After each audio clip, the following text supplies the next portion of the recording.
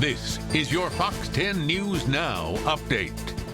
Hi, everyone. Eric Reynolds with your Fox 10 News Now update. Prichard authorities investigating a horrific crash. It happened before 11 last night on St. Stephen's Road and Clark Avenue.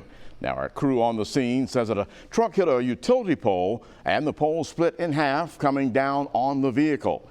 Traffic in both directions shut down as firefighters and Prichard police responded to the scene.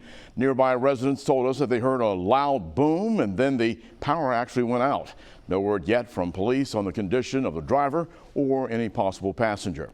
Stay tuned to Fox 10 News and check our website, fox10tv.com, for updates. The Mobile Airport Authority set to release its master plan today, which will include details about moving passenger service from the regional airport to Brookley Field. The airport authority says the downtown terminal at Brookley has been a success. They're now very eager to get all of the airlines flying out of Brookley. They hope by moving operations, it will get new carriers to increase competition, reduce fares, and get lost customers back.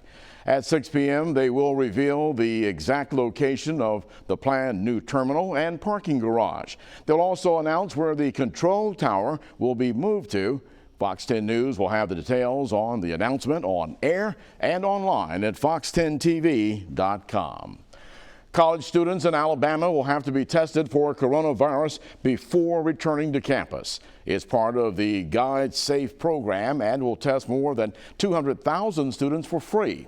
Starting today, there will be 13 testing sites open around the state of Alabama, including one in Mobile. It will be hosted by the University of South Alabama. Students will get an email and have to register to set up an appointment. Schools will also test their students throughout the semester to contain any potential outbreaks. Now that the city of Mobile has pulled back fire protection in the THEODORE area, a special election being held today in THEODORE. Residents will be deciding if they want to establish their own fire district.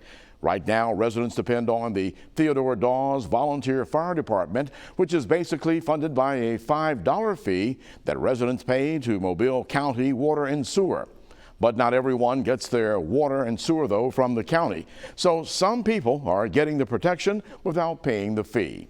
There are 2 voting precincts open today from 7 a.m. until 7 p.m. One is at the Tillman's Corner Community Center. That's on Carroll Plantation Road. The other is at the First Baptist Church of Dawes. If residents vote to establish a fire district, they would end up paying about $120 more in property taxes. The additional money would help the fire department add equipment and staff. Foley's top cop is retiring after nearly 40 years in law enforcement. Foley Police Chief David Wilson announcing his plans for retirement on Facebook yesterday. Now, starting September 1st, Deputy Chief Thurston Bullock will take over as Foley's new police chief.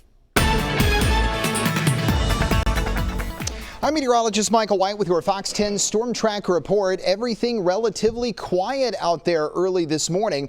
We did have a couple of storms blow through yesterday and tracked from west to east. One was around early evening on the eastern shore, but that's dissolved fairly quickly after the sunset. And so far this morning, we're expecting the weather to be quiet. There is technically a chance of rain on the board for today, but it is going to be extremely low. Most spots are going to get through the day just simply dry and hot. Isaias made landfall last night as a Category 1 hurricane with maximum sustained winds of 85 miles an hour near Wilmington, North Carolina, and now is located between Raleigh and Norfolk and is back to a tropical storm. You can see the tornado watch boxes that are to the east of the center. It's moving northeast at 28, so it's moving fast. The maximum sustained winds are at 70, and it will continue to work its way up the eastern seaboard. Our weather headlines for today: we stay hot, only a few showers in play. Weekend weather ahead, not expected to be too terrible. On the Fox 10 Futurecast, a mix of sun and clouds. Only a minimal chance of rain is going to push through this afternoon. You can see that with the little dabs of green that'll be showing up when the temperatures are at their hottest. And then this evening, we're expecting the weather quiet with only a few scattered clouds. Here's how the next 7 days are going to stack up. Temperatures are going to stay in the low 90s each afternoon. Mornings are going to be in the low 70s. Rain and storm coverage in the 10 to 20% range for the rest of the week. Then as we head into the weekend, we see that increasing into the 30 to 40% range. We'll be talking much more about your forecast throughout the day right here on Fox 10 News Now. Stay tuned to Fox 10 News throughout the day for the latest updates.